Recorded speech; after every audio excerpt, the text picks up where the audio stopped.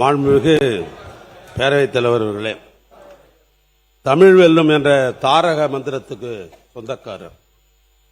தமிழர் என்ற ஒரு சொல்லின் மூலமாக அனைத்து ஜாதியரையும் ஒன்றிணைத்தவர்.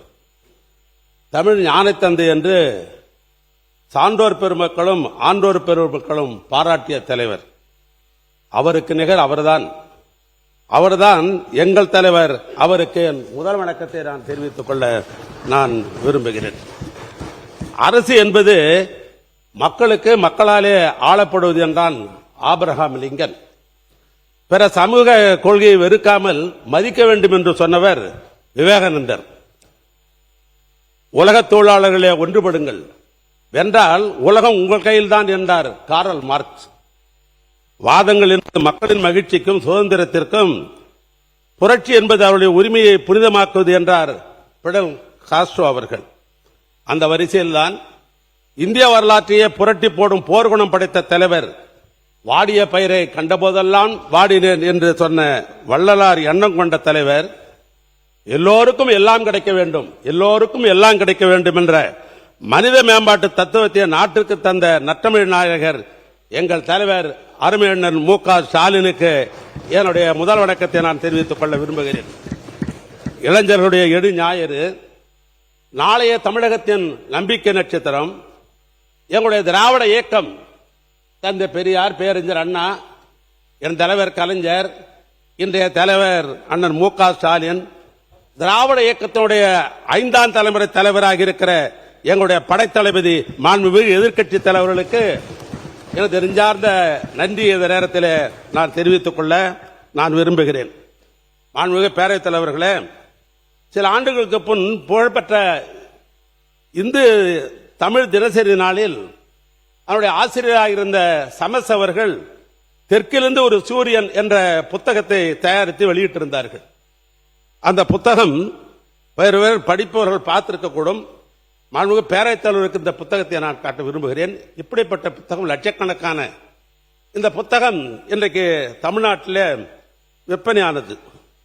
அதற்கு காரணம், அந்த புத்தகம் தமிழ்நாட்டுடைய வரலாற்றையும் பண்பாட்டையும் கலாச்சார கட்டமைப்புகளையும் உருவாக்குவதில் தலைவர் கலைஞர் முன்னணியில் இருந்த ஒரு தலைவர். மாநிலத்தின் வளர்ச்சிக்கு பெரிதும் பாடுபட்ட தலைவர் கலைஞர். பாரம்பரியத்தை போற்றுவதும், பழமையான கட்டடங்களை பாதுகாப்பதும் பராமரிப்பதும் பொதுத்துறையின் முக்கிய பங்கு என்பதை செயல் மூலம் விளக்கி அதை சிறப்பாக செய்து முடித்தவர் அண்ணன் கலைஞர் அவர்கள். அதனால்தான் இந்த புத்தகத்தை படிக்க வேண்டும் என்று சொன்னதற்கு பல்வேறு ஆன்றோர் பெருமக்கள், சான்றோர் பெருமக்கள், பத்திரிகையாளர்கள் இதில் கட்டுரை எழுதியிருக்கிறார்கள். அவருடைய பரிணாம வளர்ச்சி பற்றி நான் சுருக்கமாக சொல்ல வேண்டும் என்று சொன்னால், இன்றைக்கு தமிழ்நாட்டினுடைய தலைநகராக இருக்கிற சென்னையில் இருக்கிற வள்ளூர் கோட்டத்திலிருந்து குமரிமலையில் இருக்கிற 133 அடி சிலை இருக்கிறது பார். இது இடப்பட்டிருக்கிற மாநகராட்சியாக இருக்கலாம், நகராட்சியாக இருக்கலாம், ஊராட்சிகளாக இருக்கலாம். ஆக இந்த இடங்கள் எல்லாம் அண்ணன் கலைஞருடைய அடையாளம் இல்லாத ஊரே கிடையாது என்ற அடிப்படையில் இந்த புத்தகத்தில் அப்படித்தான் குறிப்பிடப்பட்டிருக்கிறது. எனவே அவர் வழியில் வந்த எங்கள் தலைவர், தமிழ்நாட்டிலே அற்புதமான ஆட்சி நடத்த திராவிட மாடல் நாயகர், தமிழ்நாட்டுடைய கட்டமைப்பின் மூலமாக மூலதன செலவை உருவாக்க முடியும். ஏன்னா மூலதன செலவு என்பது பல துறைகள் இருக்கிறது. ஒரு துறையும் செலவோடு மட்டில் போய்விடும். ஆனால் நெடுஞ்சாலைத்துறை, இந்த போக்குவரத்து பொதுப்பணித்துறை என்பது மூலதன செலவை ஈர்ப்பது, அரசாங்கத்திற்கு சொத்து சேர்த்து வைப்பது. ஆனால் எங்களுடைய முதலமைச்சராக இருந்த அருமையண்ணன் மு.க. ஸ்டாலின் அவர்கள் மூலதன செலவை உருவாக்க வேண்டும் என்ற அடிப்படையில் பல அடையாளங்களை அண்ணன் கலைஞர் வழியில இந்த தமிழ்நாட்டில் உருவாக்கி தந்தார். அதில் சிலவை மட்டும் நான் குறிப்பிட காலத்தின் நேரத்தையும் கருதி நான் விரும்புகிறேன். தமிழனுடைய பாரம்பரிய விளையாட்டு ஜல்லிக்கட்டு, அதற்கு கீழக்கரையில் கலைஞர் 7 அரங்கம், சைதாப்பேட்டையில் இன்றைக்கு 5 ஸ்டார் ஹோட்டலை போல இன்றைக்கு MC ராஜாவுடைய பெயரில் 10 தளங்கள் கொண்ட மாணவர் விடுதி, கொளத்தூரில் 6 மாடுகள் கொண்ட பெரியார் மருத்துவமனை, மதுரையில் கலைஞர் நூலகம், தமிழனுக்கு பெருமை சேர்க்க அண்ணன் கலைஞருக்கு சென்னையில் மெரினா கடற்கரையில் நினைவிடம், கள்ளக்குறிச்சி, விருதுநகர், திருப்பத்தூர், மயிலாடுதுறை ஆகிய புதிய மாவட்டங்களுக்கு மாவட்ட ஆட்சி அலுவலகங்கள், தமிழரின் வரலாறு என்பது 4500 ஆண்டுக்கு உட்பட்டது. சில நேரங்கள் நாம் சொல்லுவோம் 2000 ஆண்டுகளுக்கு முற்பட்டது, 3000 அல்ல. தமிழுடைய வரலாறு என்பது இந்தியாவிலேயே அவன் தான் முதலிலே பிறந்து வளர்ந்தவன். அதனால் 4000 ஆண்டுகளுக்கு முற்பட்ட வரலாறு. அந்த வரலாறை வெளிப்படுத்துவதற்காக சிவகங்கையிலே கீழடியிலும் நெல்லையிலே பொருணையிலே காட்சிப்படுத்தப்பட்ட அருங்காட்சிகள் ஏராளம் ஏராளம். அப்படிப்பட்ட நம்முடைய தலைவர் அவர்கள் தான் மாண்புமிகு பேரவைத் தலைவரே, நமக்கும் நம்முடைய சந்ததிகளுக்கும் உடைத்த உத்தமர்களுக்கு, தியாக பெருமக்களுக்கு எங்கள் தலைவர் அண்ணன் மு.க. ஸ்டாலின் ஆட்சியில்தான் பல்வேறு சிலைகளை அமைத்தார்கள். அதை சிலர் மட்டும் உங்களிடத்தில் சொல்ல விரும்புகிறேன். கிண்டியில அயோத்திதாசர பண்டிதருக்கு சிலையுடன் கூடிய மணிமண்டபம், பசும்பொன்னில தேவர் திருமகனுடைய நிலவிடத்திலே புதிய 2 மண்டபங்கள், பரமக்குடியிலே தியாகி இமானுவேலுடைய சேரனுக்கு சிலையுடன் கூடிய மண்டபம், கிண்டியில வீரமங்கை வேலுநாச்சியாருக்கு சிலை, மருதுபாண்டியருக்கு சிலை, கட்டபொம்மனுக்கு சிலை, வஉசிக்கு சிலை, ஈரோட்டிலே சுதந்திர போராட்ட வீரராக இருந்த பொல்லானுக்கு அரங்கத்துடன் கூடிய சிலை, விழுப்புரத்திலே சமூக போராளி என்று சொல்லப்பட்ட 21 பேர்கள் சுட்டு வீழ்த்தப்பட்ட பொழுது அவருக்கு நினைவு மண்டபம் கட்டியதோடு மட்டுமல்ல, அவருக்கு சிலை, கோவில்பட்டியில கே. ராஜநாராயணனுக்கு சிலை, சமூக நீதி காவலர் என்று சொல்லப்படுகின்ற வி.பி. சிங் அவர்களுக்கு சிலை, அப்துல் கலாமுக்கு சிலை, டாக்டர் சுப்பராயனுக்கு சிலை, கொடிகாத்த குமரன் திருப்பூர் குமரனுக்கு சிலை, ஏஜி என்று அன்போடு அழைக்கப்பட்டு இதே மாவட்டத்தில் சிறப்பாக பணியாற்றிய தென்னார்காடு மாவட்டத்துடைய திராவிட இயக்கத்துடைய தலைவராக இருந்த அண்ணன் ஏ. கோவிந்தசாமிக்கு சிலை, சிந்துவெளி நாகரிகத்தை திராவிட நாகரிகம் என முதலாக கண்டுபிடித்து கூறிய சர் ஜான் மார்ஷல் அவருக்கு சிலை, இன்னும் சொல்ல போனால் எழும்பூரிலே மாமேதை காரல் மார்க்கு சிலை. இப்படி நம்முடைய சமுதாயம் பிற்காலத்தில் தெரிந்து கொள்ள வேண்டும் என்பதற்காக அந்த பெருமகனுக்கெல்லாம் சிலை அமைத்த வரலாறு திராவிட மாடல் ஆட்சி கொண்டு. பெருந்தலைவர் அவர்கள், பேரவைத் தலைவர் அவர்களே, கோவையிலே தனி தலைமையிடமாக கொண்டு இந்த துறையிலே சில சீர்திருத்தங்கள் செய்யப்பட்டது. அதில் கோவையிலே தலைமையிடமாக கொண்டு தலைமை பொறியாளர் மேற்பார்வையில் ஒரு புதிய மண்டலம் நமது ஆட்சியிலே துவக்கப்பட்டது. பிராதான கட்டடங்களை பாதுகாப்பதற்காக புதிய அலகு ஒன்று துவக்கப்பட்டது. மாவட்டத்திற்கு ஒரு செயற்பொறியாளர் பொறுப்பு வழங்கப்பட்டது.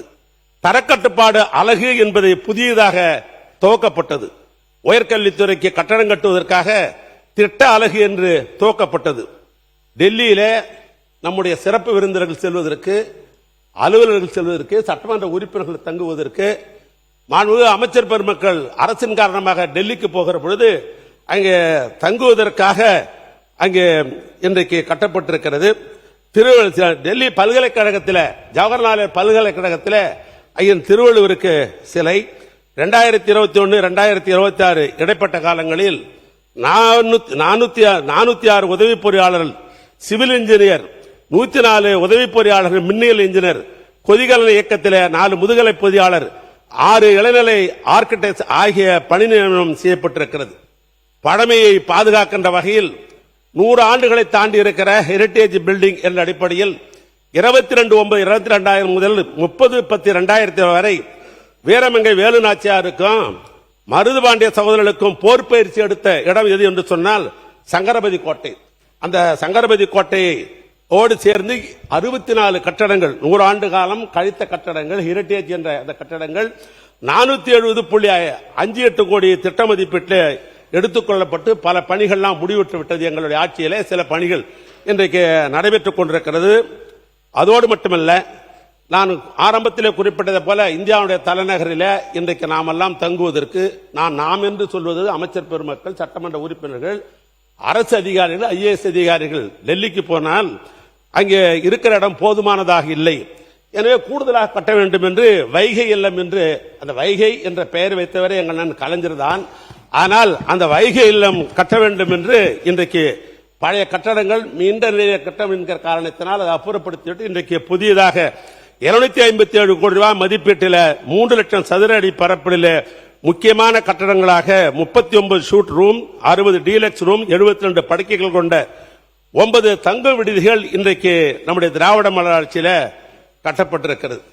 ஆக இப்படிப்பட்ட நிலையில் நாங்கள் கடைசியாக 5வது ஆண்டு நம்பிக்கையோடு தான் நாங்கள் நிதிநிலை அறிக்கையை நாங்கள் போட்டோம்.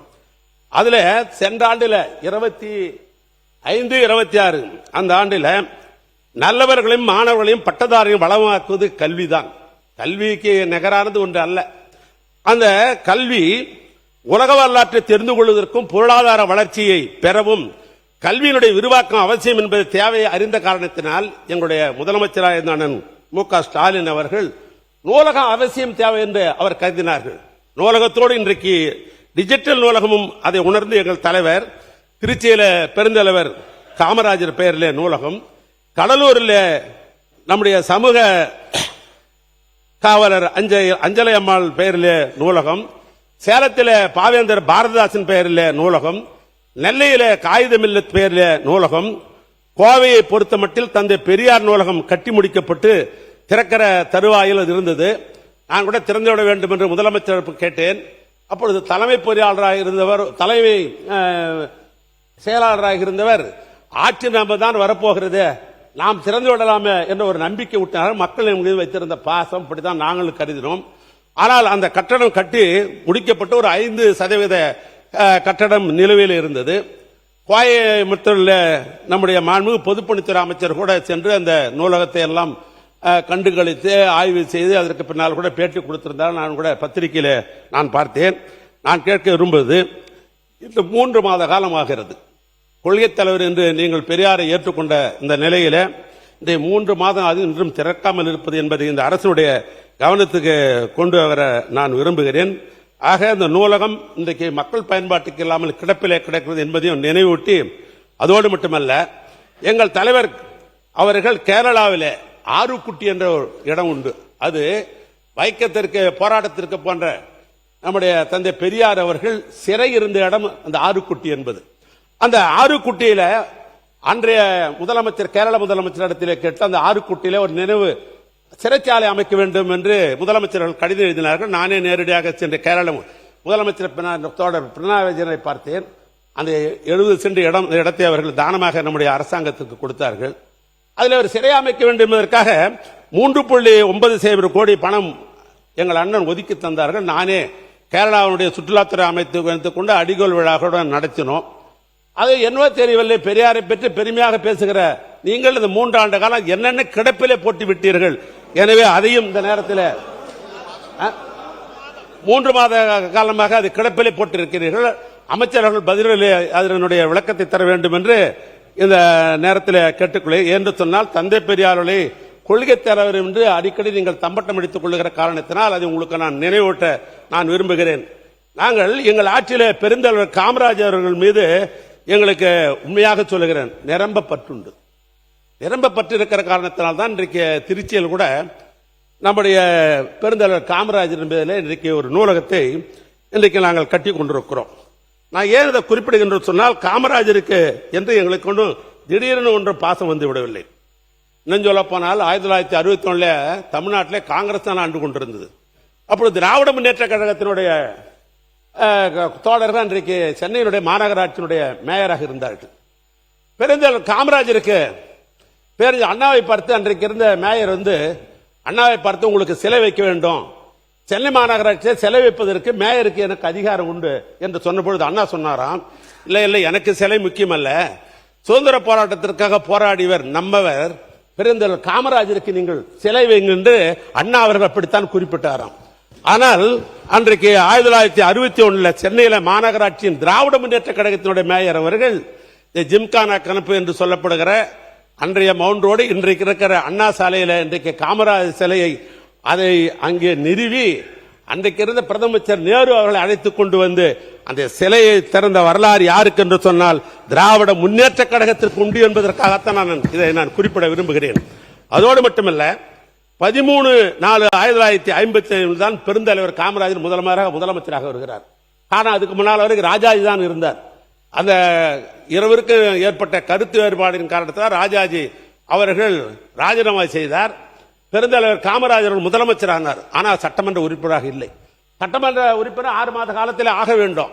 அப்படிப்பட்ட நிலையில் தான் நம்முடைய பொதுப்பணித்துறை அமைச்சர் சகோதரர் பிறந்த மாவட்டம் எதுன்னு சொன்னா அன்றைய வடார்காடு மாவட்டம், இன்றைக்கு அது வேலூர் மாவட்டம். வடார்காடு மாவட்டத்தில் தான் என் சொந்த ஊர் என்னுடைய ஊர் இருந்தது. அதற்கு பின்னால் திருவண்ணாமலை மாவட்டம், வேலூர் மாவட்டம், ராணிப்பேட்டை மாவட்டம், திருப்பத்தூர் மாவட்டம், இன்றைக்கு 4 மாவட்டமாக பிரிக்கப்பட்டு விட்டது. ஆனால் பொதுப்பணித்துறை அமைச்சர் மாண்புமிகு பேரவைத் தலைவர்களே, மூத்த உறுப்பினர். நான் பிறந்தது திருச்சி மாவட்டம், திருவம்பூர், BHL பதிவு செய்கிறேன். அவையில் தவறான ஒரு தகவல் கொடுக்கக்கூடாது. இன்னொன்று, தம்பட்டம் அடிக்கிறார் தம்பட்டம் அடிக்கிறார்னு சொல்லிட்டே இருந்தாரு. அந்த வார்த்தை தேவையற்ற வார்த்தை. இன்னும் அறிவாலயத்தில் பெரியார் சிலை நிறுவப்படவில்லை. எங்களுடைய கட்சி அலுவலகத்தில் பெரியார் சிலையும் அம்பேத்கர் சிலையும் இருக்கிறது. பேசுங்க. தம்பட்டம் என்பது அன்பார்லிமெண்ட், நம்ம சுய புராணம் என்று சில நேரத்தில் சொல்லுவோம், தம்பட்டம் என்று சொல்லுவோம், விளம்பரப்படுத்திக் கொள்ளும். இப்படித்தான் அதுக்கு பொருள் உண்டே, வேறொன்றுமல்ல. பேசுங்க. வேறொன்றுமல்ல. சரி, எனக்கு கிடைத்த தகவலை நான் சொன்னேன். ஒரு பெருமைப்படுத்துவதற்காக வடார்காடு மாவட்டம் ஒரு பெரிய மாவட்டம். அந்த மாவட்டத்திலே கேவி குப்பம் தொகுதியிலே தொண்டான் துளசி என்கிற அவருடைய தந்தை ராஜேந்தர் ரெட்டியார் அவர் எனக்கு கிடைத்த தகவலை வைத்து சொன்னேன். அது இல்லை என்று மறுத்தால் அதை பற்றி நான் ஏற்றுக்கொள்கிறேன். ஆனால் அதற்கு பக்கத்தில் தான் குடியாத்தம் என்கிற ஒரு தொகுதி இருக்கிறது. அந்த குடியாத்தம் தொகுதியில் தான் பெருந்தலைவரை அங்கே நிறுத்தி வைக்க வேண்டும் என்று முடிவு செய்கிறார்கள். ஏன்னா எம்எல்ஏ ஆனதான் முதலமைச்சராக இருக்க முடியும் 6 மாசத்துல. அப்படிப்பட்ட நிலையில குடியாத்தத்தில் அவர் நிற்க வேண்டும் என்று முடிவு செய்த பொழுது அண்ணாவுடைய பெருந்தன்மை பாருங்கள், திராவிட முன்னேற்ற நிறுவன தலைவருடைய பெருந்தன்மை பாருங்கள். அண்ணா சொல்லுகிறார், பெருந்தலைவர் காமராஜர், பச்சை தமிழன் பெருந்தலைவர் காமராஜர் தேர்தலில் நிற்கிறார், அவர் எதிர்த்து திராவிட முன்னேற்ற கழகம் நிற்காது என்று சொல்லிவிட்டதோடு மட்டுமல்ல, ஒரு கத்திரை திட்டுகிறார். குணாலா குலக்குழந்தை வருக வருக என்று எழுதோடு மட்டுமல்ல, திராவிட முன்னேற்ற கழகம் உடைத்து பெருந்தலைவர் காமராஜர் அவர் அன்றைக்கு இடைத்தேர்தலில் வெற்றி பெற்றார் என்பது அது வரலாறு. அதோடு மட்டுமல்ல, 1960 திராவிட முன்னேற்ற கழகம் ஆட்சிக்கு வருகிறது. 68 அண்ணாவுடைய தலைமையில அன்றைக்கு உலகத்தமிழ் மாநாட்டை நடத்துகிறார்கள். நம்முடைய அண்ணா அவர்கள் நேரடியாக பெருந்தலைவர் காமராஜருக்கு போகிறார். அங்கு சென்று நீங்கள் தான் அந்த மாநாட்டிலே வரவேற்புரை நிகழ்த்த வேண்டும் என்று கேட்கிறார். பெருந்தலைவர் காமராஜர் அவர்கள் அன்றைக்கு அந்த உலகத்தமிழ் மாநாட்டில் அவர் வரவேற்பை நிகழ்த்தி அந்த மாநாட்டுக்கு பெருமை சேர்த்த வரலாறு உண்டு. 1975ஆம் ஆண்டு பெருந்தலைவர் காமராஜர் அவர்கள் மறைந்த பொழுது அன்றைக்கு தமிழ்நாட்டுடைய முதலமைச்சராக எங்கள் அண்ணன் கலைஞர் அவர்கள் இருந்தார்கள். அவர் கேள்விப்பட்ட உடனே திருமலை நாயக்கர் தெருவுக்கு சென்று அவரே கிட்டிருந்து இரவு அன்றைக்கு மழை, அந்த மழையை கூட பாராமல் அவரே நேரடியாக சென்று அன்றைக்கு தமிழ்நாடு காங்கிரஸ் தலைவர் அந்த ராஜாராம் நாயுடு அழைத்துக் கொண்டு இடத்தை தேர்வு செய்து பெருந்தலைவர் காமராஜருடைய அந்த மறைவை அரசு மரியாதையுடன் பெருந்தலைவர் காமராஜருக்கு அரசு மரியாதையுடன் வைத்ததோடு மட்டுமல்ல, அவருக்கு சிலை அமைத்து மணிமண்டபம் கட்டிய தலைவரும் எங்களுடைய தலைவர் அண்ணன் கலைஞர் என்று சொன்னால் மிகையாகாது. கன்னியாகுமரி மாவட்டத்தில் இருந்து வந்திருக்கிற நண்பர்களுக்கெல்லாம் தெரியும், கடற்கரையில் அனுமதியே கிடையாது என்று சொல்லிவிட்ட நேரத்தில் அண்ணன் கலைஞர் அன்றைக்கு ஒன்றிய அரசாங்கத்தை அணுகி இடத்தை பெற்று 1999ஆம் ஆண்டு பெருந்தலைவர் காமராஜருக்கு குமரமலையில் அவருக்கு மணிமண்டபம் கட்டிய தந்தரும் அண்ணன் கலைஞர் தான். பெருந்தலைவர் காமராஜருடைய பிறந்த நாளை கல்வி வளர்ச்சி நாள் என்று தனி சட்டத்தை உருவாக்கி அன்றைய பள்ளிக்கூடத்தில் பேச்சு போட்டி, கட்டுரை போட்டி அவைகள்லாம் வைக்க வேண்டும் என்று பெருமை சேர்த்தவர் கலைஞர் அவர்களான். ஆக அவர் மீது எங்களுக்கு இவ்வளவு பற்றுண்டு, பாசம் உண்டு, மரியாதை உண்டு, அதில் ஒன்றும் மாற்றம் அல்ல. நான் இந்த அரசை கேட்க விரும்புவது, இந்தியாவிலே பல்வேறு மாநிலங்கள் பின்பற்ற வேண்டும் என்ற ஒரு திட்டம். இன்னும் சொல்ல போனால் லண்டன் கனடா பகுதியிலே அதை நாங்கள் தொடர்ந்து நிறைவேற்ற போகிறோம் என்று சொன்ன திட்டம். அந்த திட்டத்தினுடைய பெயர் முதலமைச்சர் காலை உணவு திட்டம். நான் கேட்க விரும்புவது, அந்த காலை உணவு திட்டத்தை மாற்றி காமராஜர் பெருந்தலைவர் பெயரில் வைக்க வேண்டிய அவசியம் என்ன? நான் கேட்க விரும்புவதெல்லாம், இருங்க நான் பேசி முடிச்ச உடனே பேசலாம். மாண்புமிகு உயர்கல்வித்துறை அமைச்சர் உட்காருங்க, நீங்க அமைச்சர் ஆகியிருக்கீங்க, முதலமைச்சரிடத்தில் சொல்லி ஒரு புதிய திட்டத்தை உருவாக்கி காமராஜர் பெயரை வையுங்கள், நாங்கள் வரவேற்றே பேசுவோம். நான் கேட்க விரும்புவது, அது வேற என்ன பேர், இன்னும் அதுல ரகசியம் சொல்லட்டுமா? அந்த திட்டத்தை வருகிற பொழுது ஒரு டிஸ்கஷன் வருகிறது. நான் கூட சொன்னேன், இந்த பிள்ளைகளுக்கு ஒரு காலத்தில் காமராஜர் திட்டம் என்று பெயர் இருக்கிறது, மதிய உணவு திட்டத்திற்கு மக்கள் தலைவர் எம்ஜிஆர் பெயர் இருக்கிறது என்று சொல்லிவிட்டு அன்றைக்கு இருந்த சீஃப் செக்ரட்டரியோடு அந்த அமைச்சரில் இருந்த நான் சொன்னேன், ஏன் இந்த திட்டத்திற்கு மு க ஸ்டாலின் காலை உணவு திட்டம் என்று வைக்கலாமே என்று நான் கேட்டபொழுது முதலமைச்சர் சொன்னார், அப்படிலாம் இல்லை, யார் பேரும் வைக்க வேண்டிய அவசியம் இல்லை. முதலமைச்சர் என்பது பொதுவான பெயர், பொதுவான சொற்றொடர், அது யாரையும் குறிப்பிடுவது அல்ல. எனவே முதலமைச்சர் என்று சொன்னால் யார் வந்தாலும் அதை மாற்றம் செய்ய மாட்டார்கள். யார் வந்தாலும் முதலமைச்சர் தானே, அந்த நிலையிலே அதை மாற்ற வேண்டாம் என்று சொல்லிதான் பேர் வச்சார்.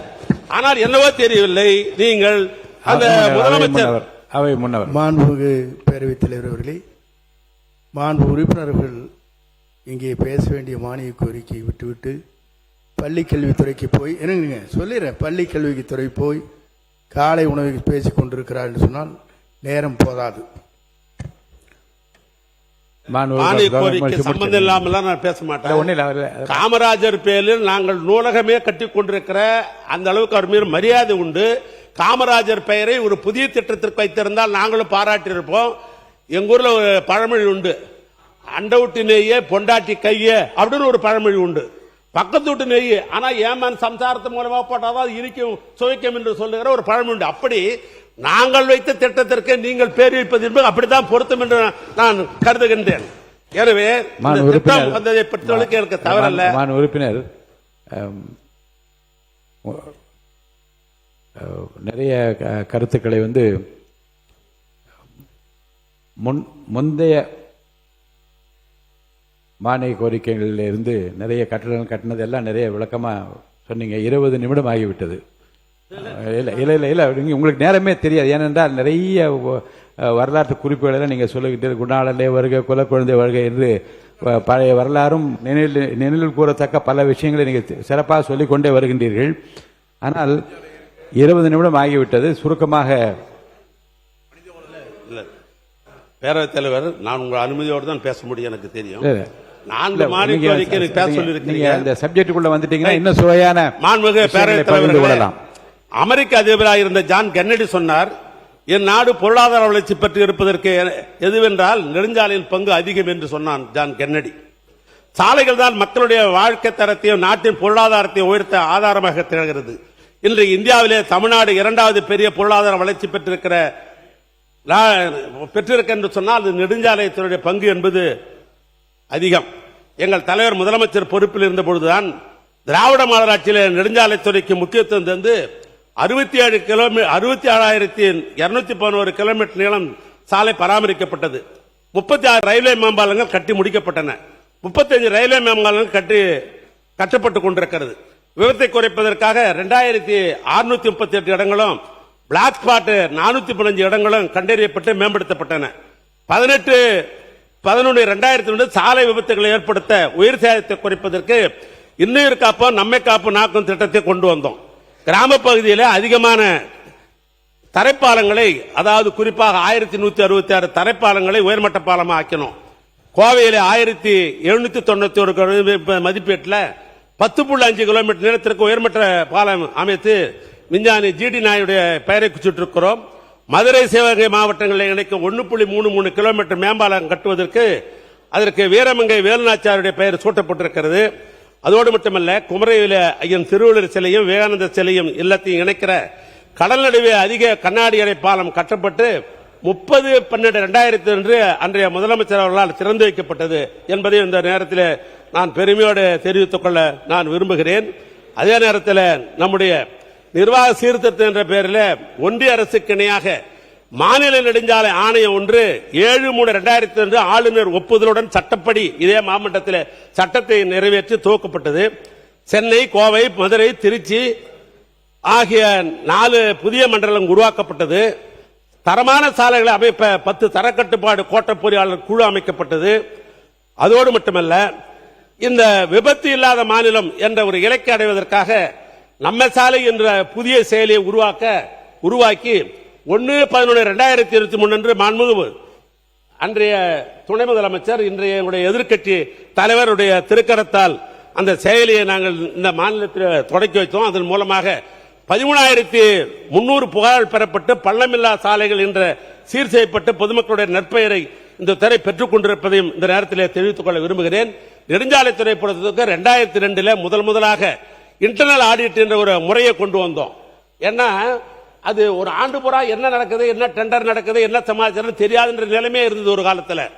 ஏன்னா எம்புக்கெல்லாம் எடுத்து கட்டி போட்டுருவாங்க, நாமளே தேடி பார்த்தா கூட கிடைக்காது. அப்படிப்பட்ட நிலையிலே அந்த ஆட்சி பொறுப்பேற்ற உடனேயே இன்டர்னல் ஆடிட் என்ற முறையை கொண்டு வந்து ஆண்டுக்கு ஒரு முறை டிவிஷனல் லெவலில் போய் இதெல்லாம் ஆடிட் பண்ணி அது அரசாங்கத்திற்கு கொண்டு வந்து கொடுக்க வேண்டும் என்ற அடிப்படையில் அது போன்ற பணிகளை நாங்கள் செஞ்சோம். 2021 வரையில் இந்த துறையில் 1074 பேர் தான் ஒப்பந்தாரர்கள் இருந்தார்கள். ஏன்னா போட்டியை அதிகமாக உருவாக்க வேண்டும் என்ற அந்த அடிப்படையில் புதியதாக 2020 ஆண்டு வரை புதியதாக இந்த ஆட்சி பொறுப்பேற்று 1255 புதிய ஒப்பந்தாரர்களை பதிவு செய்யப்பட்டு ஒப்பந்த பணிகளில் விதிகளுக்கு உட்பட்டு சாலைகள் எல்லாம் அமைக்கும் பணிகளில் ஈடுபட்டது என்பது வரலாறு.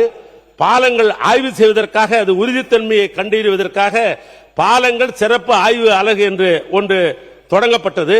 22 மாவட்டங்களில் என்னுடைய தலைமையில் கல்வித்துறை, மக்கள் நல்வாழ்வுத்துறை, நெடுஞ்சாலைத்துறை, காவல்துறை இந்த துறைகள்லாம் வைத்து விழிப்புணர்வை உருவாவதற்காக ஏற்பாடு செஞ்சோம். கும்பகோணம், அறந்தாங்கி, கோவில்பட்டு 3 புதிய கோட்டங்களை துவக்கப்பட்டது.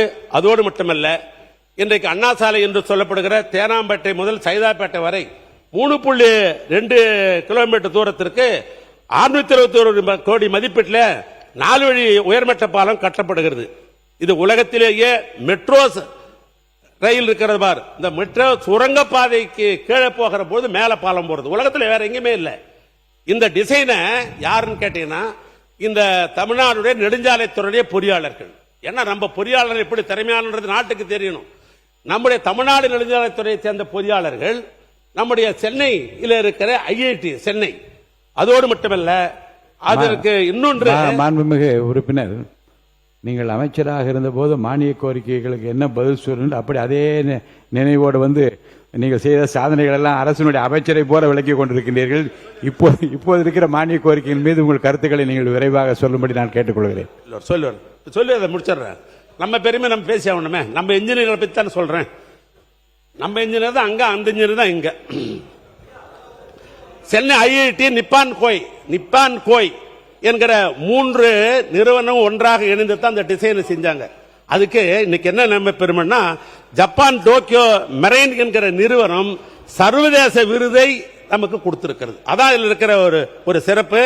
அந்த அளவுக்கு அது சிறப்பாக செய்திருக்கிறோம். பொதுவாக மாண்புமிகு பேரவைத் தலைவர்களே,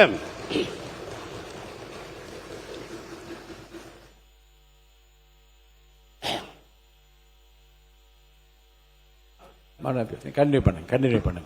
மாண்புமிகு பேரவைத் தலைவர்களே, அரசு ஒப்பந்தங்கள் மதிப்பீடு என்பது முக்கியமானது. அரசு ஒப்பந்தங்களே மதிப்பீடு என்பது முக்கியமானது. மதிப்பீட்டின் அடிப்படையில் தான் ஒப்பந்தங்கள் கோரப்படுகிறது. மதிப்பீடுகள் தயார் செய்ய அடிப்படையாக SOR, அதாவது ஷெட்யூல் ஆஃப் ரேட், அதன் தான் பயன்படுத்த வேண்டும். இதற்கான அரசு ஆணை என்பது 25/4/1947 அப்பதான் முத ஆரம்பிக்கிறாங்க இந்த ஷெட்யூல் ஆஃப் ரேட் என்கிறது. 17/11/1990 இரண்டாவது ஆணை, மூன்றாவது ஆணை 14/3/2004 மூன்றாவது ஆணை. ஆக தமிழ்நாட்டில் 3 இந்த ஷெட்யூல் ஆஃப் ரேட் என்கிற ஆணை போடப்பட்டிருக்கிறது. இதுதான் இந்த ஷெட்யூல் ஆஃப் ரேட் என்கிற இந்த ஆணைகள் சம்பந்தப்பட்டதுதான் இந்த 3 வேல்யூம். 1, 2, 3 இந்த வேல்யூம் தான் ஷெட்யூல் ஆஃப் ரேட் என்கிற இந்த வேல்யூம். இந்த வேலையை வைத்துக் கொண்டுதான் யாராக இருந்தாலும் ஒரு துறையில இதன் மூலமாக நம்ம செய்ய முடியும். இந்த ஆணைய தயாரிக்கும் குழுவில் நிதித்துறையினுடைய செயலாளர் அல்லது அவரால் நியமிக்கப்படுகிற IAS அதிகாரி, அதோடு மட்டுமல்ல பொதுப்பணித்துறை, நெடுஞ்சாலைத்துறை, நீர்வளத்துறை, தமிழ்நாடு நகர்ப்புறத்துறை, தமிழ்நாடு குடிநீர் வடிகால் வாரியம், வீட்டு வசதித்துறை, வனத்துறை, காவலர் வீட்டு வசதி கழகம், தோட்டக்கலைத்துறை, தமிழ்நாடு நுகர்வோர் வாணிபக் கழகம் ஆகிய துறைகளுடைய தலைமை பொறியாளர்கள் அல்லது அவர்களால் நியமிக்கப்படுகிற பிரதிநிதிகள் தான் இந்த SRO என்கிறதை தயாரிக்கிற குழுவாக இருந்து இதை தயாரிக்கிறார்கள். இதை தயாரித்து பெறும்போது எல்லா டிபார்ட்மெண்ட்டுக்கும் இது போகும். போன அந்த அடிப்படையில் தான் திட்டங்களை மதிப்பீடு செய்வார்கள். இதற்கு எப்படி ரேட் ஆஃப் அந்த கால்குலேஷன் பண்றாங்கன்னா, மத்திய அரசாங்கத்தினுடைய எஃகு உற்பத்தியினுடைய நிறுவனத்தினுடைய ஸ்டீல் விலை, நம்முடைய தமிழ்நாடு சிமெண்ட் கழகத்தினுடைய சிமெண்டினுடைய விலை, தொழிலாளர் நலத்துறை சார்பாக நிர்ணயிக்கப்படும் ஊதிய விகிதங்கள், ஆள் கூலி, அதோடு மட்டுமல்ல ஷெட்யூல் ஆஃப் ரேட் என்பது மணல் இவைகளெல்லாம் எங்கெங்கெல்லாம் இருக்கிறதோ எம்சான் இருக்கிறதோ அவர் பில்லெல்லாம் வாங்கி சம்மரி பண்ணி இந்த கூட்டம் தான் முதலாக இந்த SRO என்கிற ஷெட்யூல் ஆஃப் ரேட் என்பதை தயார் செய்து அதை பொதுப்பணித்துறையின் சார்பாக வெளியிடுகிறார்கள். அந்த துறையினுடைய செயலாளரை வைத்து வெளியிடுகிற பொழுது அதுதான் எல்லா துறைக்கும் போய் இந்த எஸ்டிமேட் எல்லாம் தயார் செய்கிறார்கள். நான் இதற்கு சொல்வதற்கு என்ன காரணம் என்று சொன்னால், மாண்புமிகு முதலமைச்சர் அவர்கள் அன்றைக்கு தன்னுடைய பதிலுரையிலே பேசுகிற பொழுது நாங்கள்லாம் கேட்டுக்கொண்டுதான் இருந்தோம். முதலாக முதலமைச்சர் வந்திருக்கிறாரு, உரையை நாம் முழுமையும் கேட்க வேண்டும் என்ற அடிப்படையில் தான் நாங்கள் அந்த உரையெல்லாம் கேட்டுக்கொண்டிருந்தோம். திடீரென்று பேசிய நம்முடைய முதலமைச்சர் அவர்கள் திடீர் என்ன சொன்னார் என்று சொன்னால், அந்த பேசிய முழு பேச்சு வச்சிருக்கிறேன், இருந்தாலும் அதை சுருக்கமாக நான் சொல்லுகிறேன். அன்றைக்கு மாண்புமிகு முதலமைச்சர் அளித்த பதில் உரையில டெண்டர்களை முறைப்படுத்த தெரிந்த அளவுக்கு அதனுடைய டெண்டரை ரேட்டை உயர்த்தி ஊழல் செய்ய தெரியாது என்று வார்த்தை சொன்னார். ஊழல் என்பதை தயவுசெய்து நீங்களே எடுத்துருங்க, இப்ப எடுத்துருங்க. அவர் சொன்ன வார்த்தை தான் கோட் பண்றேன், அது நீங்களே எடுத்துடலாம்.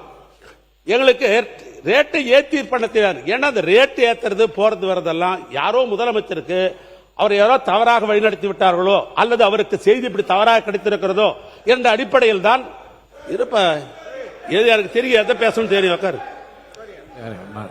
அவருக்கு அதிகாரிகள் தவறாக எழுதி கொடுத்து விட்டார்களோ அது தவறாக நடத்தி விட்டார்கள் என்ற அடிப்படையில் மாண்புமிகு பேரவைத் தலைவர் அவர்களே, மாண்புமிகு முன்னாள் அமைச்சருக்கு நன்றாக தெரியும், தவறாக எழுதி கொடுத்து விட்டாரோ தவறாக புரிந்து கொண்டாரோ என்ற வார்த்தைகள் அவைக்கு இப்பொழுது நீக்குமாறு கேட்டுக்கொள்ளும்.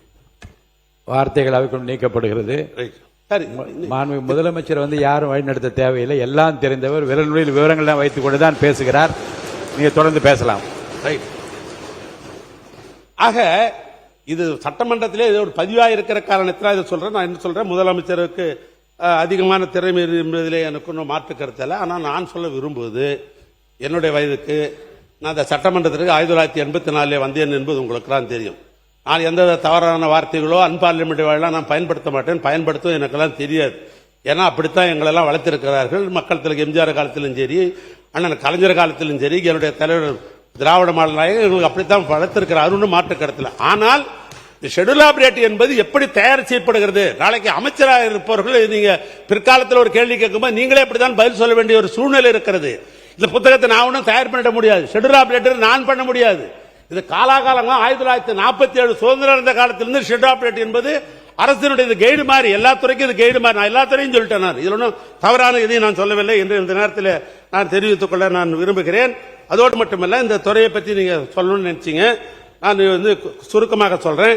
முதலமைச்சர் சாலை மேம்பாட்டு திட்டத்தின் கீழ் இப்ப இருக்கிற இந்த கொள்கை விளக்கு புத்தகத்தில் சொல்றேன். முதலமைச்சருடைய சாலை மேம்பாட்டு திட்டம் என்ற பேர்ல 497 கிலோமீட்டர் 4 வழித்தடமாக, 77 கிலோமீட்டர் 2 வழித்தடமாக மேம்படுத்தும் நிலை பணியாக உள்ளது என்று பக்கம் 37 நீங்க குறிப்பிட்டிருக்கிறீங்க. ஆனா இந்த திட்டத்தின் கீழ் இந்த நிதியாண்டில் எத்தனை கிலோமீட்டர் 4 வழித்தடமாக, 2 வழித்தடம் எத்தனை கிலோமீட்டர் எதுவுமே சொல்லல. ஒரு ஸ்கீமை சொல்லலாம், இந்த வருஷம் இவ்வளவு பணம் ஒதுக்கிறோம், நாங்கள் செய்ய போறோம்னு சொல்லணும். ஆனால் அப்படி சொல்லல. அதோடு மட்டுமல்ல, முதலமைச்சர் அனைத்து பருவ காலங்களிலும் தங்கு தடையின்றி சாலைகளை இணைக்கும் திட்டம், உயர்மட்ட பாலங்கள் அமைத்தல் ஆகிய தலைப்புகளில் நிலுவையில் உள்ள பணிகள் மட்டுமே குறிப்பிடப்பட்டுள்ளன. இந்த நிதியாண்டில் எத்தனை பணிகள் மேற்கொள்ளப் போகிறது என்ற விவரம் இல்லை. ஏன்னா இந்த முதலமைச்சர் என்றது சட்டமன்ற உறுப்பினர்லாம் எழுதி கொடுப்பாங்க. முதலமைச்சர்ல எனக்கு இந்த ரோடு வேணும், இந்த பள்ளம் வேணும், மழை வருந்தா இப்படி வேணும், அப்படி எழுதி கொடுப்பாங்க. அந்த தலைப்பில் பணம் ஒதுக்குவாங்க. எல்லா எம்எல்ஏ கேட்கிற அந்த கோரிக்கையை நிறைவேற்றுகிற அந்த தலைப்பில். ஆனால் என்ன செய்ய போறோம் என்பது இந்த குறிப்பிடவில்லை. எத்தனை பணிகள் எடுத்துக்கொள்ள போறோம் என்றும் இதில் விவரம் இல்லை. மாண்பு உறுப்பினர், குறுக்கீடு 31 நிமிஷம் அனுமதி அளித்த முடிச்சிருங்க. போதும். நீங்க கட்டடங்களை பத்தி கட்டடங்களை பத்தி நிறைய பேசிட்டீங்க. வாங்க சப்ஜெக்டுக்கு வந்துருங்க. அதே போன்று புறவழிச்சாலை, நகர்ப்புற மதிச்சாலை, உள்கட்டமைப்பு மேம்பாடு திட்டங்கள் நிலுவையில் உள்ளன. பணிகள் மட்டும் 40-41 குறிப்பிட்டுள்ளது. இந்த நிதியாண்டில் இந்த திட்டங்களை நிறைவேற்றப்படும் என எந்த திட்டமும் குறிப்பிடவில்லை. அதே போன்று பேரிடர் மேலாண்மை செயல்பாடுகள் குறித்து, வெள்ளத்தடுப்பு பணிகள் குறித்தோ இந்த அரசு எந்தவித நடவடிக்கை மேற்கொள்வது என்ற கொள்கை குறிப்பில் எதுவும் குறிப்பிடவில்லை. எனவே இவைகளெல்லாம் குறிப்பிட்டிருந்தால் அது வருங்காலங்களில் சட்டமன்றத்தில் கேள்விகள் கேட்கிற பொழுது சட்டமன்ற உறுப்பினர்கள் இதையெல்லாம் சொல்லி கேள்வி கேட்பதற்கு வாய்ப்பு இருந்திருக்கும். எனவே நான் நிறைவாக நான் சொல்ல விரும்புவது, மனிதவள மேல்மை என்பது அது முக்கியம். உதாரணமா அந்த சட்டமன்றத்தில் நின்று பேசிக் கொண்டிருக்கிறோம். நீங்கள் முதலாக எங்க சட்டமன்ற உறுப்பினராக வந்த காலத்திலும் சரி, அவை முன்னவர் இருக்கிறார் என்னுடைய நண்பர், அவை நண்பர், அவரு வந்த போதும் சரி, எங்களுடைய முதலமைச்சராக இருந்து சிறப்பாக பணியாற்றிய என்ன அண்ணன் ஓபிஎஸ் காலத்திலும் சரி, இதுல பாத்தீங்கன்னா ஒரு 5 அடி பெரிய டேபிள் போட்டிருக்கும். 5 அடி பெரிய டேபிள், 2 பக்கம் நம்ம உட்காந்துக்குவோம், 2 பக்கம் உட்காந்துக்குவோம். பிரச்சனை பெருசாகும் போது ஒருத்தர் கையை பிடிச்சி எடுத்துக்கிற அளவுக்கு அந்த சட்டமன்றத்தில் ஒரு காலத்தில் நடைபெற்ற வரலாறுலாம் உண்டு. ஆனால் இன்றைக்கு இப்படி கலநயத்தோடு இந்த டேபிள், இந்த அமைச்சர் பெருமக்கள்லாம் உட்கார்ந்து கலநயத்தோடு டேபிள், முதலமைச்சர் உட்கார்ந்து இருக்கிற கலநய டேபிள், எங்க எதிர்கட்சி தலைவர் உட்கார்ந்து இருக்கிற கலநயத்தோடு டேபிள், இந்த எதிர்கட்சியில் இருக்கிற நம்முடைய தோழமை கட்சி சட்டமன்ற உறுப்பினர் உட்கார்ந்து கலநயத்தோடு இருக்கிற டேபிள், இந்த டேபிள், இந்த பேசுகிற ஒலிவாங்கி என்கிற இந்த மைக்கு, இந்த செக்ரட்டரி உட்கார்ந்து இருக்கிறது, இதை அத்தனையும் செய்தது திராவிட மாடல் ஆட்சியில தமிழ்நாட்டுடைய பொதுப்பணித்துறை அமைச்சராக இருந்த நான் பார்த்து இரவு நேரத்தில் இப்படி நாம் செய்ய வேண்டும் என்று சொல்லி இதை செய்யப்பட்ட நான் பேசின ஏதாவது பேசணும், உன் துறையை பத்தி பேசணும்னா பேச, கடைசியா பேச ஏன் டைம் எடுத்துக்க. அதனால இவைகள்லாம் நம்ம செய்ய வேண்டும் என்று சொன்னா அரசு அதிகாரிகள் நமக்கு ஒத்துழைக்கணும். நாம் அரசாங்கம் ஒரு திட்டம் போடுகிறோம் என்று சொன்னால் அந்த திட்டம் மக்களுக்கு போய் சேர வேண்டும் என்று சொன்னால் அது அரசு அலுவலர் கையில் தான் இருக்கிறது. அதனால் சொல்லுகிறேன், உங்க அலுவலர் எங்க அலுவலர் கிடையாது. நேற்று பூரா எங்களுக்கு செலாம் போட்டவங்க தான் இன்னைக்கு உங்களுக்கு செலாம் போட்டுக்கிறாங்க. அரசு அதிகாரி பொதுவானவர்கள் தான். ஜனநாயகத்திலே மக்கள் யாருக்கு ஓட்டு போடுறாங்களோ மாறி மாறி ஆட்சி அமைச்சுக்கிறோம், அவ்வளவுதான். அரசு அதிகாரி பொதுவானவர் தான். அந்த அரசு அதிகாரிகளுக்கு நல்லதே செய்ய வேண்டும் என்று எண்ணிய முதல்வர் யார் தெரியுமா? என் அண்ணன் கலைஞர் தான் அரசு அலுவலர்களுக்கு உதவி செய்ய வேண்டும் நினைத்தவர். இதை சொன்னாக்கா வருங்காலத்தில் இந்த ஆட்சி இருப்பவர்கள் செய்வீங்கன்ற அந்த நம்பிக்கைக்காக நான் குறிப்பிட விரும்புகிறேன். அரசு அலுவலர்கள் ஊதியம் என்பது திட்டத்தோடு இணைந்த ஒன்றுதான். ஆசிரியர்கள் இந்த நாட்டினுடைய கண்கள். அவர்கள் இல்லை என்று சொன்னால் பண்பட்ட சமூகம் உருவாகாது. அதனால்தான் கழக ஆட்சி வந்த பொழுது என் தலைவர் கலைஞர் அவர்கள் இன்றைக்கு அவர்களுக்கு அரசு அலுவலர்களுக்கு எண்ணற்ற திட்டங்களை செஞ்சார். 72 அன்றுதான் அரசு அலுவலர்களுக்கு இந்த பழிவாங்கும் ரகசிய குறிப்பீடுன்னு ஒரு காலத்தில் இருந்தது. அதை ரத்து பண்ணவர் அண்ணன் கலைஞர்.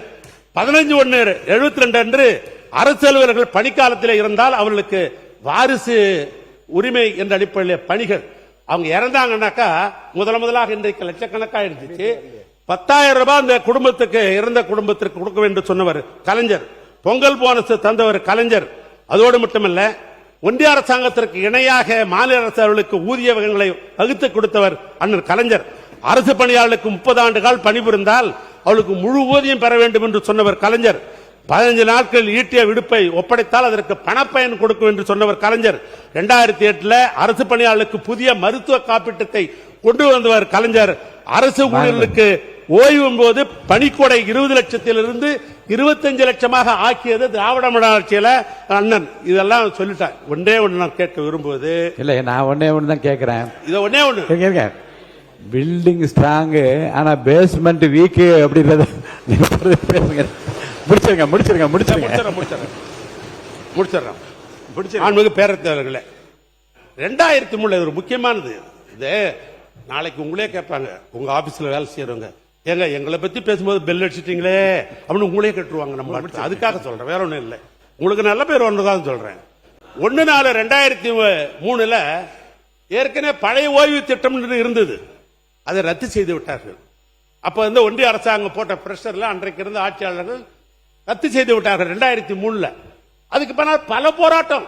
2003 இருந்து 2026 வரைக்கும் நீங்க எல்லாம் பத்திரிகையில பார்த்திருப்பீங்க, தொலைக்காட்சியில பார்த்திருப்பீங்க, சென்னையே பார்த்தா பல போராட்டங்கள். உறுப்பினருங்க மானிய கோரிக்கைகளை தாண்டி நீங்க பேசுகிற போது குறுக்கீடுகளும் அவங்க வந்து கிளாரிபிகேஷன் கேட்டா இன்னும் காலதாமதமாகும். உங்களை நீங்க வந்து விரைவா முடிச்சிருங்க. அனுமதி தரேன் உட்காருங்க.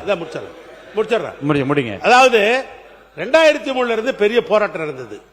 இப்ப உடனே அரசு அதிகாரிகள் எல்லாம் பார்த்து முதலமைச்சரை பார்த்து கேட்டார்கள்.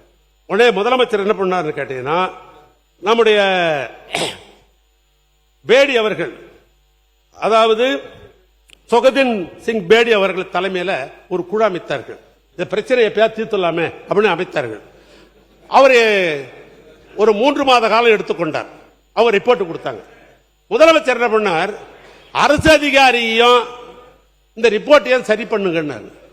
அது என்னுடைய தலைமையில் தான் நிதித்துறை அமைச்சராக இருந்த என்னுடைய சகோதரர் தங்கம் தென்னரசு அவர்கள், அன்றைக்கு கல்வித்துறை அமைச்சர் அந்த அன்பில் மகேஷ் அவர்கள் 3 பேர் கொண்ட ஒரு குழு அமைக்கப்பட்டது.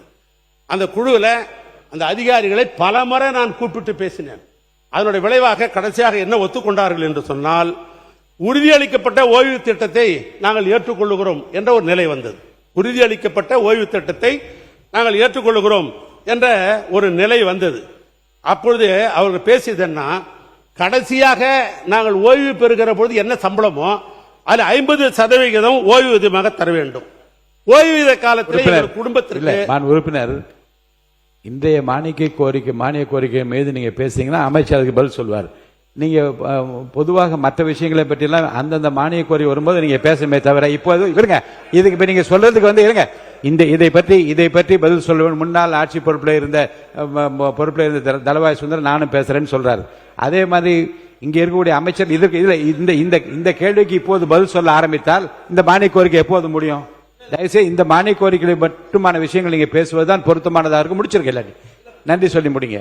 அரசு சம்பந்தப்பட்டதுதான் இல்ல, நீங்க சொல்லி இருக்கீங்க. இந்த மானிய கோரிக்கை ஒன்னே ஒண்ணு அவர் நல்லவர், நீங்க நான் இதுக்கு சப்போர்ட் பண்றாங்க. மாண்புமிகு பேரவைத் தலைவர்களே, அந்த ஓய்வூதியம் என்ற 2000 அந்த குழு கொடுத்த சொன்னாதான் நீங்க அதுக்கு நீங்க எழுப்புற இந்த பிரச்சனை எவ்வளவு சென்சிட்டிவ் உங்களுக்கு நல்லா தெரியும், எவ்வளவு அவசியமான தெரியுங்க. நீங்க அதை இப்போது எழுப்பினால் அதற்குரிய பதிலை நாங்கள் சொல்ல அங்க அமைச்சர்கள் இருக்கேன்னு சொல்லாமல் பதில் விட்டா அப்ப நீங்க சொல்லுவதுதான் இல்ல குற்றச்சாட்டு அல்ல. இந்த வினாவை கூட எழுப்புற நேரம் இதுவல்ல என்று நான் கருதுகிறேன். இந்த மானிய கோரிக்கை மீதான கருத்துக்களை மட்டும் நீங்க சொல்வது பொருத்தமாக இருக்கு, அதை மட்டும் ஒட்டு பேசுங்கள். ஒன்னும் இல்ல, இதுல நான் என்ன சொல்ல வர்றேன்னாக்கா, அவை முன்னர் இப்பொழுது கருத்து அவை முன்னவர் சொல்லட்டும். மாண்புமிகு பேரவைத் தலைவர் அவர்களே, மாண்புமிகு ஒரு முன்னாள் அமைச்சர், அவர் பல்வேறு கருத்துக்களை இங்கே வழங்குகிற போது பொதுக்கூட்டத்திலே வழங்குவதை போல நாங்களாம் இதை செய்தோம் என்று சொல்லிக் கொண்டிருக்கிறாரே தவிர இது மேடை பேச்சல்ல. கருத்துக்கள் வழங்க வேண்டியது மானிய கோரிக்கை என்பதை நான் நினைவூட்ட விரும்புகிறேன். பள்ளிக்கல்வித்துறை அமைச்சர் அவர்கள். மாண்புமிகு பேரவைத் தலைவர் அவர்களே, கலைஞரை நாங்க மதிக்கிறோம். தமிழ்நாட்டு வரலாற்றிலேயே நேற்று எங்கள் கட்சி உறுப்பினர் கூட அவர் பேரை சொன்னபோது எழுந்து நின்று வாஞ்சையோடு தாயுலத்தோடு அதற்காக வருத்தம் தெரிவித்த மனிதர்கள் அமர்ந்து கொண்டிருக்கிறார். மாற்று கருத்து இல்ல. தென்னாட்டு பெர்னாட்சானா அது அறிஞர் அண்ணா தான், தெற்கில் இருந்து உதித்த சூரியன்னா அது கலைஞர் தான், அது வேறு. ஆனா அதே சமயம் இங்க பேசும்போது அந்த டேபிள் செஞ்சது நாங்க தான், மைக்கு செஞ்சது நாங்க தான், சேர் செஞ்சது நாங்க தான், இது மக்கள் வரிப்பணத்தில் செய்யப்பட்டது தமிழ்நாடு அரசால் என்பதை சுட்டிக்காட்டுகிறார். அப்புறம் பெயர் மாற்றம் பல உறுப்பினர்களும் பல முறையும் சொல்லிக்கிட்டே இருக்கிறீங்க. நான் வரலாற்றை சுட்டிக்காட்ட ஆசைப்படுறேன். 96ஆம் ஆண்டுக்கு பிறகு முத்தமிழறிஞர் கலைஞர் அவர்களினுடைய ஆட்சி அமைந்த பிறகு இது அவர் பேசியது, ஒரு பெயர் மாற்றத்தை அவர் செய்தார். இது அவருடைய வார்த்தைகள். திரைப்பட நகர் JJ சிட்டி சிட்டி ஒன்று ஆரம்பிக்கப்பட்டது பற்றி உங்களுக்கு எல்லாம் தெரியும். கலைஞர் சொல்றார், இதன் பெயரை நாங்கள் ஆட்சி பொறுப்புக்கு வந்த பிறகு பொருத்தமான பெயராக இருக்கும் என்று JJ சிட்டி சிட்டி எம்ஜிஆர் திரைப்பட நகராக நான் மாற்றுகிறேன். கலைஞரே அறிவித்திருக்கிறார். பெயர் மாற்றம் என்பது காலங்காலமாக நடப்பது. அது மட்டுமல்ல, அம்மா பசுமை வீடு கலைஞர் கனவு இல்லமாக மாறுகிறது. அம்மா மருந்தகம் முதல்வர் மருந்தகமும் மாறி இருக்கிறது. அம்மா மினி கிளினிக் முதல்வர் கிளினிக்காக மாறி இருக்கிறது. ஆனா இங்க நான் 10 இடத்திற்கு போயாவது செல்வம் சேர்த்து வருவேன், நீ படிக்கின்ற வேலையை மட்டும் பாரு என்று தமிழ்நாட்டின் கல்வி கண்ணை திறந்தவர் கொள்கை தலைவர் கர்ம வீரர் காமராசர் அவர்களின் பெயர்தான். இந்த காலை உணவு திட்டம் பத்தி அவர் சொன்னாரு, அது 203 கோடியே 72 லட்சம் ரூபாய் செலவுல பெருந்தலைவர் காமராஜர் காலை உணவு திட்டமாக விரிவாக்கம் செய்யப்பட்டிருக்கிறது. ஒரு குறிப்பிட்ட வகுப்பில் இருந்து பல்லாயிரக்கணக்கான குழந்தைகளுக்கு காலை உணவு விரிவாக்கம் செய்யப்பட்டு மேம்படுத்தப்பட்டிருக்கிறது. நான் சொல்வேன், இந்த திட்டத்திற்கு காமராசர் பெயரை விட பொருத்தமான பேர் உலகத்திலேயே கிடையாது என்பதை உறுப்பினருக்கு தெரியும். உறுப்பினர் தளவாய் வாங்க உட்கார. மாண்புமிகு பேரவைத் தலைவர் அவர்களே, மாண்புமிகு உறுப்பினர் அவர்கள் கூறும் பொழுது பழைய ஓய்வு திட்டத்தை பற்றி கூறினார்கள். கடந்த ஆட்சியில் என்று எங்களை பற்றி தெளிவாக சொல்லியிருக்கிறார். அவருக்கு இந்த பழைய ஓய்வு திட்டம் எங்கிருந்து வந்தது என்பது தெரியுமா தெரியாத முதல் காரணமாக பாராளுமன்றத்தில் மாண்புமிகு பாரத பிரதமர் வாஜ்பாய் இருக்கும் பொழுது 3 நாள் இதற்காக டிஸ்கஷன் நடந்தது. அப்பொழுது இவர்கள் என்ன செய்து கொண்டிருந்தார்கள்? மாண்புமிகு அம்மா அவர்கள் இதற்கு எதிர்ப்பு தெரிவித்தார்கள். இருந்த போதிலும் இவர்கள் தேர்தல் அறிக்கையிலே நாங்கள் ஆட்சிக்கு வந்தால் பழைய ஓய்வு திட்டத்தை கொடுப்போம் என்று கூறினார்கள். அதனுடைய விளைவாக தான் இந்த வரிசையில் உட்கார்ந்து இருக்கிறார்கள். மாண்பு உறுப்பினர், நீங்க தொடர்ந்து பேசி முடிக்கலாம். நீங்க பேசி முடிச்சிருக்க. நான் அந்த பாயிண்ட்டுக்கு போகல, டைம் எடுத்துக்கீங்க. மாண்பு பேரவைத் தலைவர்களே, இப்ப ஏற்கனவே இந்த உறுதியளிக்கப்பட்ட இந்த திட்டம் ஏற்றுக்கொண்டு எங்களுடைய முதலமைச்சருக்கு ஒய்எம்சி பாராட்டு கூட்டமே நடத்தினார்கள். நான் எதுக்காக சொல்ல வரேன்னு சொன்னா அதையே ஏற்றுக்கொண்டார்கள். கடைசியா என்ன கேட்டாங்கன்னா, இந்த எங்களை 10% நீங்க பண்ண சொல்றீங்க, இது எடுத்துடணுமேன்னு கேட்டாங்க. நான் சொன்னேன் 26, 27 தேர்தலுக்கு பின்னால் முடிந்தால் முதலமைச்சர் சொல்லி கன்சிடர் பண்றோம், எடுத்துறோம்னு சொல்லல, அவருடைய கவனத்துக்கு கொண்டு ஏதாவது முடிக்கிறோம் என்ற அழைப்பில் சொன்ன அதிகாரி அரசு அலுவலர்களும் நிம்மதியா போனாங்க. இந்த நேரத்தில் தான் தேர்தல் வந்தது. இப்ப தேர்தலில் நல்லா அழகா இருக்குது. எனக்கு ரொம்ப இந்த புக்கு ரொம்ப பிடிச்சிக்குது. என்னன்னா, எனக்கு ரொம்ப திருக்குறள் ரொம்ப பிடிக்கும். எனக்கு பொதுவாகவே நான் திருக்குறளை வைத்தே நான் ஒரு புத்தகம் வெளியிட்டா எல்லாம் தெரியும் உங்களுக்கெல்லாம். இதுல தலைப்பு கூட பார்த்தா அறம் இன்பம் பொருள் என்ற அடிப்படையில் போடப்பட்டிருக்கிற அருமையான தலைப்பு இது. ஏன்னா அது வள்ளுவருடைய தலைப்பு. இதுல இந்த அறம் என்கிற அந்த தலைப்பில் 25வது பக்கத்தில் என்ன சொல்லப்பட்டிருக்கிறன்னா, பழைய ஓய்வு திட்டம் நடைமுறைப்படுத்தல் ஒரு தலைப்பில் ஒரு செய்தியை நீங்க சொல்லியிருக்கிறீங்க. திமுக அரசு கொண்டு வந்துள்ள தமிழ்நாடு உறுதியளிக்கப்பட்ட ஓய்வு திட்டத்தை தவிர்த்து ஒழிக்கப்பட்டு அரசு ஊழிய கோரிக்கையை முழுமையாக பழைய ஓய்வு திட்டம் கனிவுடன் பரிசீலிக்கப்படுன்றீங்க. அவங்க அரசு அதிகாரி நேற்று நீங்க பேச போறீங்கன்னு சொன்ன உடனே அவங்க என்ன கேட்கிறாங்க, எங்க பழைய நீங்க சொன்னீங்களா உறுதியளிக்கப்பட்ட திட்டம் கண்டினியூ ஆக போகுதா அல்லது பழைய ஓய்வு திட்டத்தை இந்த அரசாங்கம் கொடுக்க போறான்னு ஒரு தெளிவு இல்லாமல் இருக்கிறது. ஆனால் இதை பத்தி நீங்க பேசுங்க, அரசு பதில் சொல்லுவாங்கன்னு சொல்லியிருக்கிறாங்க. ஆனால் தன்னுடைய பதில் உரையிலே சம்பந்தப்பட்ட மனிதவள மேம்பாட்டுத்துறை அமைச்சர் அவர்கள் இந்த டேப் சிஸ்டம் இந்த உறுதியளிக்கப்பட்டது அது தொடர்கிறதா அல்லது புதிய பழைய திட்டத்தை கொண்டு வருகிறீர்களா என்கிற தெளிவு அரசு அதிகாரிக்கு வேண்டும் என்பதை இந்த நேரத்தில் நான் உங்களுக்கு தெளிவாக தெரிவித்துக் கொள்ள விரும்புகிறேன். அதே போன்று நான் நிறைவு பண்ணிடுறேன். ஒரு 2 நிமிஷம் கொடுங்க, இதோட நிறைவு பண்ணிடுறேன். நீங்க பேசினதுல அரசு அலுவலர்கள் முன்பு எங்களுக்கு சலாம் போட்டார்கள், இப்போது உங்களுக்கு சலாம் போடு என்ற வார்த்தை அவை குறிப்பில் நான் நீக்கிடுறேன். நீங்க எதை எடுத்தாலும் நியாயத்தை எடுத்துருங்க. மாண்புமிகு பேரவைத் தலைவர்களே, நாடு சுதந்திரம் அடைந்தது பின்பு இந்த தமிழ்நாட்டை மிக மிக எளிமையானவர்கள் எல்லாம் முதலமைச்சராக இருந்தார்கள். ஓமந்தூர் ராமசாமி ரெட்டியார் செருப்பே போட மாட்டார் இந்த முதலமைச்சர். அப்படி ஒரு முதலமைச்சர். அண்ணன் கலைஞர் எல்லாமே எளிமையானவங்க தான் முதலமைச்சர் இருந்தவங்க எல்லாம்.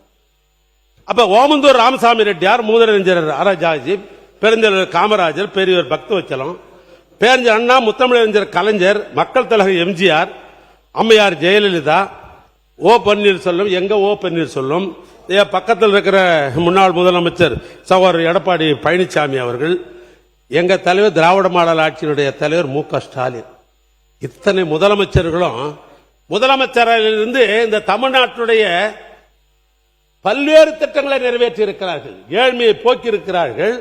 இன்னும் சொல்ல போனால் தமிழ்நாடு வளர்ச்சி என்று இன்றைக்கு இந்தியாவில் இருக்கிற மாநிலங்களிலேயே இன்றைக்கு முதல் மாநிலமாக தமிழ்நாடு திகழ்கிறது என்று சொல்வதற்கு இத்தனை முதலமைச்சர் அந்த அறையிலிருந்து தான் போட்டிருக்கிறாங்க.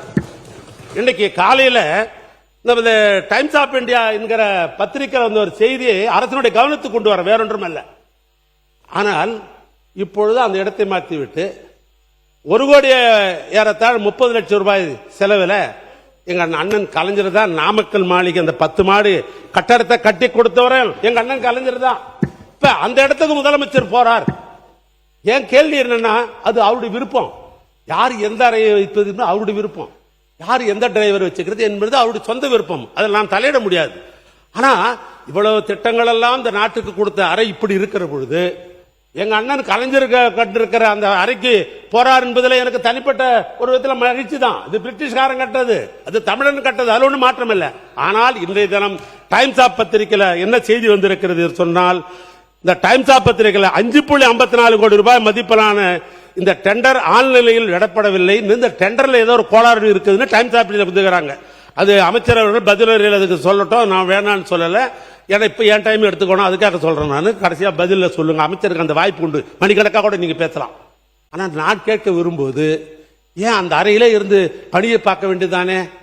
ஏன்னா அங்க தலைமையுடைய சங்கத்தினுடைய தலைவர்கள் அதனுடைய பொறுப்பாளர்கள் பேசுறாங்க, இங்க எங்களுக்கு உணவு அருந்தத்துக்கு இடம் கிடையாது, எங்களுக்கு புழங்குறதுக்கு இடம் கிடையாது, ஓய்வுக்கு இடம் கிடையாது, இந்த இடத்தை முழுமையாக எடுத்துக்கொண்டோம் என்று சொன்னால் நாங்க எங்கே போவது என்ற அந்த ஒரு மர்மிங், அதாவது அங்கே பேசப்படுகிறது, அந்த அதிகாரிகள் அலுவலர்கள் பேசுகிறார்கள். அதையும் முதலமைச்சருடைய கவனத்திற்கு இந்த ஆட்சிக்கு கொண்டு வர நான் விரும்புவது, நீங்க எப்பவுமே இந்த டெண்டர் விஷயத்தில் நாங்கள் பியூரிசி என்று நாங்கள் சொன்னீங்க, ஆனா டைம்ஸ் ஆஃப் இந்தியாவில் இன்னைக்கு பக்கம் பக்கமாக இந்த டெண்டர் விஷய பணிகள்லாம் நடந்த பின்பு இப்ப ஆன்லைன் டெண்டர் என்று போடப்பட்டிருக்கிறது என்றெல்லாம் பத்திரிகை வந்த செய்தியை மட்டும் உங்களுடைய கவனத்துக்கு கொண்டு வந்து மாண்புமிகு பேரவைத் தலைவர்களே, நிறைவாக ஒரு குறளை சொல்லி நான் முடிக்கலாம் என்று நான் கருதுகிறேன். சூழ்ச்சி முடிவு துணை செய்தல் அத்துணிவு தாட்சியுள்ள தாங்கள் தீது அப்படின்றார் வள்ளுவர். சூழ்ச்சி முடிவு துணிவைதல் அத்துணிவு தாட்சியுள் தாங்கள் தீதுன்ற நான் சொல்லல, ஐயன் வள்ளுவர் எழுதுனது.